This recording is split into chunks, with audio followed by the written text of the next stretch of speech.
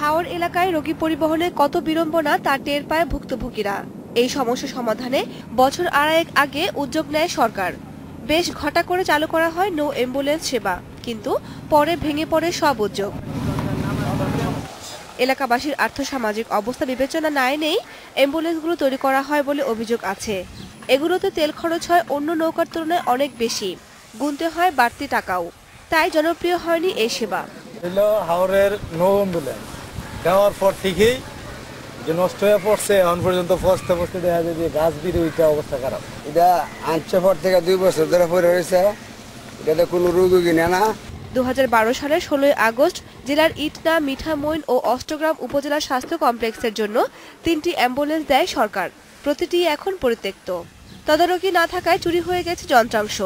মেডিকেলের মেশিন, এদিকে নৌকার মেশিনটা সব নিয়ে গেছে, কেউ মেরামত করার মতো লোক নাই। বিপুল পরিমাণ টাকা খরচের পর স্বাস্থ্য বিভাগ এখন বলছে হাওরের জরুরি রোগী পরিবহনে দায়িত্ব দেওয়া যেতে পারে বেসরকারি উন্নয়ন সংস্থাকে।